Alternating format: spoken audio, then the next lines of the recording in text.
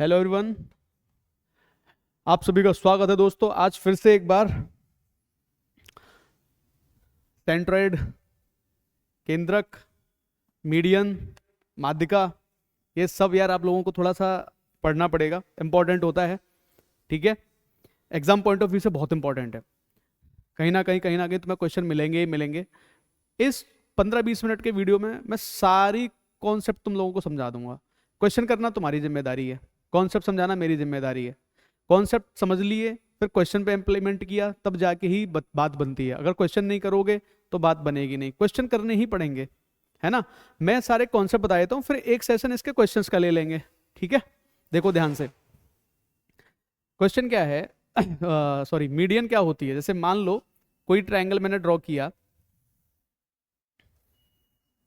ए B सी, triangle मैंने draw किया ए B सी। अगर मैंने किसी भी वर्टेक्स से, यानी कि ये वर्टेक्स है, यहां से कोई लाइन ड्रॉ करी यहाँ पे ए डी, तो ये दो बराबर के हिस्से बना देंगे। ठीक है, यहां से कोई लाइन मैंने ड्रॉ करी बी ई, ये इसको दो बराबर के हिस्सों में बांट देती है। या यहां से मैंने कोई लाइन ड्रॉ करी सी एफ, इसको दो बराबर हिस्सों में बांट दे। यानी कि शीर्ष से कोई ऐसी लाइन खींचनी है जो सामने वाली भुजा को दो बराबर हिस्सों में बांट दे, उस भुजा को बोलते हैं माध्यिका।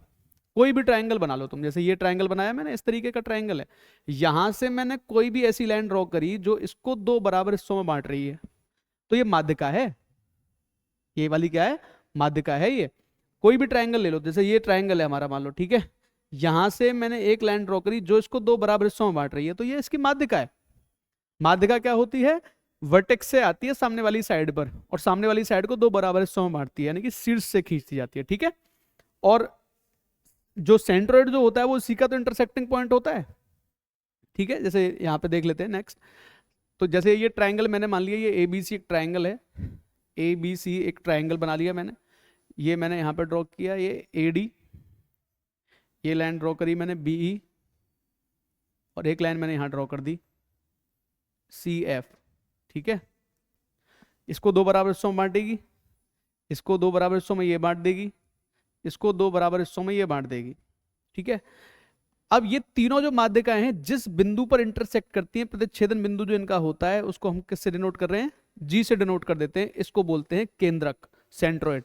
ये हमारा केंद्रक होता है, ये हमारा सेंट्रोइड या केंद्रक इसको बोल देते हैं। ठीक है, ये हमारा केंद्रक होता है। ठीक, ये केंद्रक होता है हमारा। माध्यिका जो होती है, माध्यिका का मतलब क्या होता है, सामने वाली साइड को दो बराबर हिस्सों में बांटना। अगर माध्यिका ने इसको दो बराबर हिस्सों में बांट दिया, इस तरीके से दो बराबर हिस्सों में बांट दिया, तो इनका दोनों ट्रायंगल जो बनते हैं, इनका एरिया भी इक्वल हो जाता है। इन दोनों का एरिया इक्वल हो जाता है। इसीलिए याद रखना है आपको ये चीज, जो माध्यिका होती हैं, ये माध्यिकाएं अगर मैं इस तरीके से ड्रॉ करूं, ये माध्यिकाएं अगर मैं मिला देता हूं A B C D E F, ये सारी की सारी माध्यिकाएं अगर मैं मिला देता हूं, तो ये 6 ट्रायंगल का निर्माण करते हैं। सभी का एरिया इक्वल होगा। 6 के 6 ट्रायंगल्स का एरिया कितना होता है, आपस में इक्वल होता है, बराबर बराबर एरिया होता है। 6 के 6 ट्रायंगल्स का एरिया आपस में कैसा होता है, इक्वल एरिया होता है। ठीक है, बात आ रही है समझ में। ये 6 के 6 बराबर इक्वल एरिया वाले ट्रायंगल बनाती हैं। दूसरा पॉइंट तुमको क्या समझना है, जो ये पॉइंट जैसे मान लो ये इस तरीके से मैंने खींचा, और ये केंद्रक है जी, ये ए बी सी नाम दे दिया मैंने इसको। अगर कोई भी लाइन में ड्रॉ कर रहा हूं जो इस केंद्रक से होकर गुजर रही है, तो डेफिनेटली ये माध्यिका है तुम्हारी। ठीक है, ये आपकी क्या होगी, माध्यिका हो जाएगी। ये ए डी है, तो ये जो पॉइंट है ना, जी पॉइंट यहां पर जो है, तो ये ए जी और जी डी का रेशो हमेशा कितना होता है, 2:1। जहां से वर्टेक्स से, ध्यान देना, वर्टेक्स से साइड की तरफ आओ, तो वर्टेक्स शीर्ष से देखो, शीर्ष वाला हिस्सा लंबा होता है और ये भुजा वाला नीचे वाला हिस्सा छोटा होता है, तो ये 2:1 में बढ़ता है, 2:1। इसी तरीके से मतलब ए जी और जी डी का रेशो अगर मैं देखूं, तो ये रेशो हमारा कितना बनता है, 2:1। ठीक है, उसी तरीके से बी को खींच दिया यहां से, बी जी बी ई, तो ये बी जी और जी ई का जो रेशो बनेगा, ये भी 2:1 ही बनेगा। ये भी क्या बनेगा, 2:1 बन जाएगा ये भी। उसी तरीके से इसको खींचो, अगर सी को खींचा, ये एफ मान लेते हैं, तो ये भी रेशो कितना बनेगा, 2:1। यानी कि सी जी और एफ जी का रेशो जो बनेगा, वो भी रेशो कितना बनेगा भाई, 2:1 का बनेगा। तो उम्मीद है ये छोटी छोटी दोनों तीनों बातें तुम लोगों को समझ में आ गई होंगी। इसी तरीके से प्रोसेस करना होता है, ठीक है। अब इसमें 2-3 पॉइंट्स तुम्हें और समझ लेने चाहिए। जैसे मान लो अगर ये मैंने बनाया, एक ट्रायंगल बना दिया मैंने, ये माध्यिकाएं हैं, ये माध्यिकाएं खींच दी मैंने, ये इसका केंद्रक हो गया जी, ये A B C D E F मान लिया मैंने, ये माध्यिकाएं हैं। माध्यिका जो होगी वो मध्य बिंदु पर मिलेगी एम पे, मध्य बिंदु मिड पॉइंट पे मिल रही है तीनों की तीनों, ये मिड पॉइंट पे मिलेंगे, ठीक है। एक बहुत ही इंपॉर्टेंट कॉन्सेप्ट बता रहा हूं, अगर मैंने एफ और ई दोनों को मिला दिया तो ये मान लो ये ओ पॉइंट है, तो ये ओ ए ओ और ओ जी का रेशो कितना बनेगा, 3:1, यानी कि ए ओ और ओ जी का रेशो कितना बनता है इस केस में, 3:1। बहुत इंपॉर्टेंट है, ध्यान देना इस पे, कितना रेशो बनता है ये, 3:1। अब यहां से बड़ा इंटरेस्टिंग पॉइंट निकल के आएगा। जैसे मान लो अगर मैं आप लोगों से कहता हूं area of triangle F G E और area of triangle A B C, इसका रेशो अगर मुझे निकालना है तो वो रेशो कितना आता है, आगे से याद भी रखना है तुम्हें, लेकिन फिलहाल के लिए मैं समझा देता हूं। अगर ये तीनों देखो, ये वर्टेक्स है, इससे 3 और 1 के रेशो में बांट रहा है, 3 और 1, तो ये वाला भी 3 और 1 में बट रहा है, क्योंकि ये बराबर बराबर एरिया के ट्राइंगल्स में बांट रहा है इसको, तो 3 और 1 4, ये भी 4, ये भी 4, ये भी 4, ये भी 4, तो 4-4 वाले 6 ट्राइंगल बन गए, यानी कि टोटल एरिया बन गया 24। और मुझे किस ट्राइंगल का एरिया देखना है, एफ ई जी वाला, यानी कि 1 और 1 2, यानी कि जो ये रेशो बना वो रेशो कितना बनता है भाई, 1/12 का। ध्यान रखना है भाई, ये 1/12 का। कभी कभी इस तरीके से फिगर में आएगा, इस तरीके से कि ये साइड है इस मिड पॉइंट पे मिल रही है, ये साइड है इस मिड पॉइंट पे जाके मिल रही है, और ये वाला ट्रायंगल बना दिया, ये वाला ट्रायंगल बन गया, ठीक है, ये वाला, इस ट्रायंगल को बना दिया इन्होंने। तो इस ट्रायंगल का एरिया पूरे ट्रायंगल के साथ कितना हिस्सा होता है, 1/12 का होता है, 1/12। याद रखोगे इस चीज को, कितना हिस्सा होता है, 1/12 का हिस्सा होता है।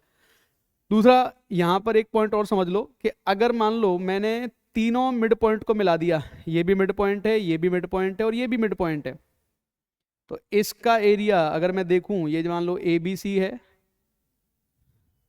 और ये डी ई एफ मान लिया, डी ई एफ, तो area of triangle D E F जो होगा और area of triangle A B C जो होगा वो 1/4 का रहेगा। ये रेशो कितने का रहता है, 1/4 का रहता है। ये रेशो कितने का रहता है, 1/4 का। यानी कि ये जो ट्राइंगल बनता है, ये वाला जो ट्राइंगल बन रहा है, अंदर वाला ट्राइंगल 1/4 होता है, बाहर वाले ट्राइंगल का कितना होता है, ये 1/4 होता है। I hope these points are clear in your mind, ठीक है। तो अभी तक हमने बहुत बेसिक बेसिक चीजें की, और इन बेसिक बेसिक चीजों से ही तुम्हें बहुत सारे क्वेश्चंस मिल जाएंगे एग्जाम में। ये बात तुम समझ लेना, तुम्हें इन बेसिक बेसिक से ही बहुत सारे क्वेश्चंस मिल जाएंगे करने के लिए। जैसे कि अगर मैं इसकी बात करूं, मान लो तुम्हें दिया है जी, हमें दे दिया सेंट्रॉइड है, जी हमें दे दिया सेंट्रॉइड है, और एडी की लेंथ या एजी की लेंथ हमें दे दी है, मान लेते हैं 18 सेंटीमीटर। तो एडी की लेंथ कितनी आ जाएगी उस केस में, तो आपको पता है कि ये एजी जो है ये 2 को रिजेंबल कर रहा है, तो और तुमसे एडी पूछा, यानी कि 3 की वैल्यू पूछी है। 2 की वैल्यू अगर 18 आ रही है तो 3 की वैल्यू 27 सेंटीमीटर आ जाएगी। ये ऐसे ऐसे बेसिक क्वेश्चंस बहुत बार पूछे गए एग्जाम में, एक बार नहीं पूछे गए, कंटिन्यूस पूछे जाते रहते हैं, हमेशा आते जाते रहते हैं एग्जाम में ये वाले क्वेश्चंस। तो इनका तुम्हें विशेष ध्यान रखना है, ठीक है। देखो ध्यान से,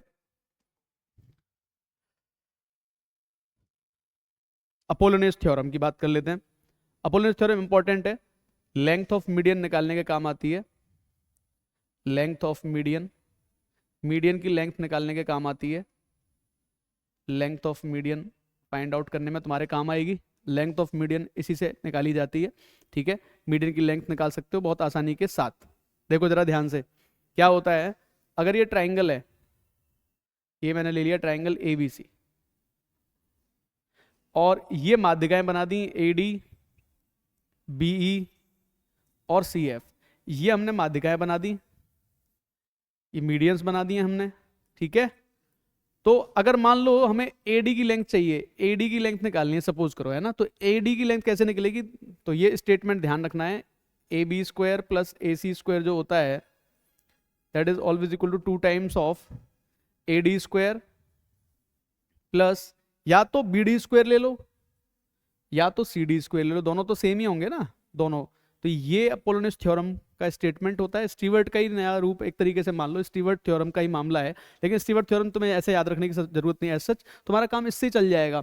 देखो और देखो जरा ध्यान से, अगर मैं आप लोगों से कहता हूं कि मुझे चाहिए सी एफ की लंबाई चाहिए, तो A C square plus B C square, देखो मुझे सी एफ चाहिए ना, तो मुझे ए सी स्क्वायर लेना है और मुझे बी सी स्क्वायर लेना है, या फिर 2 times of C F square plus इनमें से कोई एक ले लेना, या तो ए एफ स्क्वायर ले लेना या एफ बी स्क्वायर ले लेना, कोई भी एक ले लेना, ठीक है। उसी तरीके से अगर मुझे बी ई की हाइट लंबाई चाहिए, तो A B square plus B C square, A B square plus B C square equals to 2 times of, ठीक है, बी ई स्क्वायर,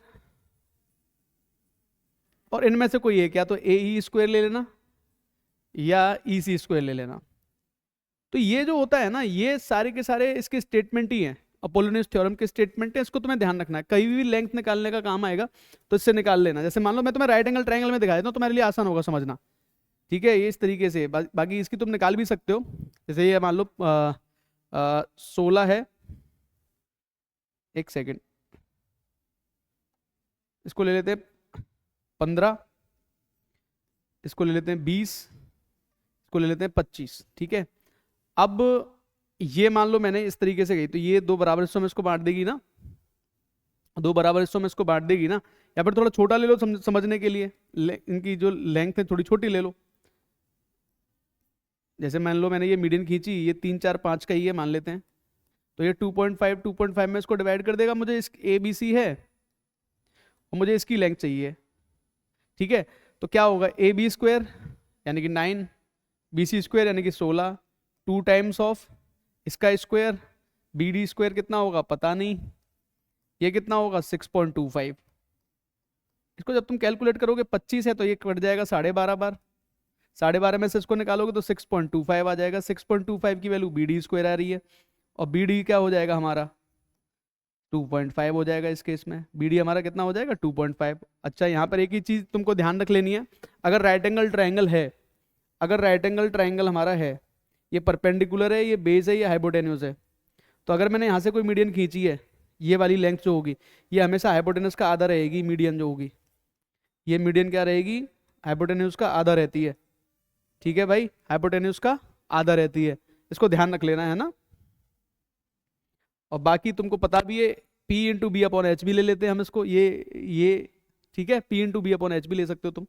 चलो देखो जरा ध्यान से, लेकिन ये माध्यिका वाली बात हो रही है कि यहाँ पर राइट एंगल, क्योंकि देखो ये एक स्पेशल केस भी है। चलो मैं तुमको एक थोड़ा सा बता देता हूँ, एक स्पेशल केस भी होता है। जैसे मान लो ये साइड और ये साइड अगर इक्वल है, तो याद रखना ये वाला एंगल 90 डिग्री होता है हमेशा, ये वाला एंगल हमेशा कितना होता है 90 डिग्री होता है। बहुत बार एग्जाम में पूछा गया है, ध्यान दे लेना इस चीज के ऊपर। यही केस तुम्हारा सर्कम सेंटर के अंदर भी लग जाता है, इस तरीके से होता है। जैसे मान लो ये है, तो अगर मान लो ये इस तरीके का कोई मैंने बना दिया, राइट एंगल पे मामला है, ठीक है, ये है, ये राइट एंगल है हमारा, ठीक है, तो ये ओ है। अगर मैं यहाँ से लाइन खींचूंगा तो ये रेडियस है, ये रेडियस है, ये रेडियस है, तो ये क्या बनना है यहाँ पे तुम्हारा 90 डिग्री बनना है कि नहीं बन रहा। ये तीनों साइड अगर बराबर होंगी, हमेशा याद रखो ये 90 डिग्री बनेगा एंगल, सीधा सीधा पॉइंट होता है।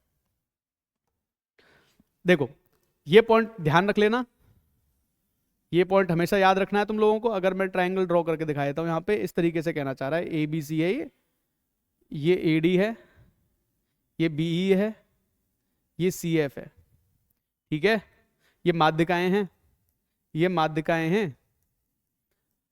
तो जो हमारी भुजाएं होती हैं, इनका 3 टाइम्स, इनके 4 टाइम्स के बराबर होता है स्क्वायर के। या फिर ऐसा भी लिख के आ सकता है कि A B square plus B C square plus A C square जो होता है, that is always equal to 4/3 times of, ठीक है, A D square plus B E square plus C F square. देखो ये चीज तुमको हमेशा ध्यान रखनी है कि ये भुजाएं हमेशा मीडियन से बड़ी होती हैं, साइड्स हमेशा किससे बड़ी होती हैं, मीडियन से बड़ी होती हैं हमेशा साइड्स, ठीक है।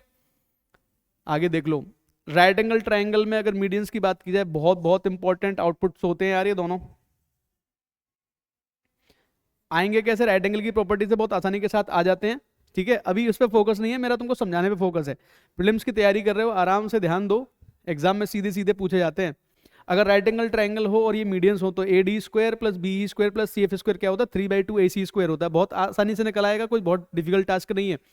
ठीक है, अगर ये राइट एंगल ट्राइंगल है, ठीक है, अगर ये राइट एंगल ट्राइंगल है, देखो अगर ये राइट एंगल ट्राइंगल है ए बी सी, ये ए डी ले लेता हूं यहां पे मैं, और ये यहां पे मैं सी एफ ले लेता हूं। ठीक है, तो A D square plus C F square क्या होता है, 5 times of A C square. अगर मैंने इन दोनों को भी मिला दिया, ठीक है, मैंने इसको भी मिला दिया, अगर एफ डी को भी मिला दिया मैंने, तो ये भी नोट करना सभी लोग ध्यान से, क्या हो जाएगा, A C square plus F D square जो होगा that will be equal to A D square plus C F square, A D square plus C F square. बहुत सारे एग्जाम्पल्स इस पे आए हुए हैं एग्जाम में, है ना, मैं कराऊंगा सारे क्वेश्चंस, बहुत बहुत बार पूछा जा चुका है ये, तुमको तो लगातार पूछा जाता है ये, इसको विशेष तौर पे ध्यान रखना है तुम लोगों को। ठीक है, इनके जो प्रूफ हैं भाई, प्रूफ तो मैं बहुत डिटेल में जब ज्योमेट्री तुमको पढ़ाऊंगा आगे तब मैं बताऊंगा, लेकिन फिलहाल तुम्हारे एग्जाम की प्रिपरेशन चल रही है, तो एग्जाम पॉइंट ऑफ व्यू से जो मैं बता रहा हूं, these points are really really important, ध्यान रखना है ये पॉइंट्स तुम लोगों को, है ना, इनसे कहीं ना कहीं एग्जाम में कभी ना कभी क्वेश्चन जरूर बनता है। ठीक है, ये देखो बहुत इंपॉर्टेंट है ये, एक्सट्रीमली इंपॉर्टेंट है ये। क्यों इंपॉर्टेंट है, क्योंकि कई बार सिर्फ स्टेटमेंट ही पूछ लेते हैं यार, कुछ नहीं तो सिर्फ स्टेटमेंट पूछ लिया जाता है। जब भी कभी माध्यिकाएं 90 डिग्री पर इंटरसेक्ट करें, जब भी कभी माध्यिकाएं जो मीडियंस होती है 90 डिग्री पर इंटरसेक्ट करें, समकोण पर काटे एक दूसरे को, उस केस में याद रखना है A B square plus A C square 5 times of B C square होता है। बहुत ईजी होता है इसका प्रूफ, प्रूफ की बात मत करो अभी, प्रूफ नहीं, बस तुम ये ध्यान रखो, प्रूफ में दमी नहीं है कुछ इनके प्रूफ्स में, स्टेटमेंट ध्यान रखो बेटा। ठीक है, चलो तो ये सारा का सारा होता है। उम्मीद है सारी बातें तुमको समझ में आई होंगी, A to Z मैंने समझा दिया है, बस इसी के अंतर्गत खेलना है तुम लोगों को। इसमें अगर कोई केस बनाना चाहेगा तो एक केस ये बन सकता है कि भाई ये जो होगा आइसोसेलेस ट्रायंगल बन सकता है, यानी कि समद्विबाहु त्रिभुज। अगर ये समद्विबाहु त्रिभुज बन गया तो ये दोनों साइड्स बराबर हो जाएंगी, इनको एक्स एक्स मान लेते हैं, चलो ये हो जाएगा एक्स स्क्वायर, ये हो जाएगा एक्स स्क्वायर, ये 5 टाइम्स ऑफ वाई स्क्वायर हो जाएगा। ठीक है, इसका मतलब 2 टाइम्स ऑफ एक्स स्क्वायर जो होगा वो 5 टाइम्स ऑफ वाई स्क्वायर के बराबर हो जाएगा, यानी कि X square upon Y square की जो वैल्यू बनेगी दैट इज इक्वल टू 5/2, यानी कि एक्स अपॉन वाई का जो रेशियो बनेगा वो √5/2 होगा। एक ये पॉइंट और ध्यान रख सकते हो तुम, अगर ये आइसोसेलेस ट्राइंगल है तो समद्विबाहु त्रिभुज अगर ये बन जाए तो उस केस में रिसेंट एग्जाम में कहीं ना कहीं ये पूछे गए हैं, इसलिए मैं तुमको बता दे रहा हूं। बाकी अगर आपको ये कॉन्सेप्ट पता है तो आपको ये भी पता है, आपको अगर ये कॉन्सेप्ट पता है तो ये भी पता है तुम लोगों को। ठीक है, थैंक यू।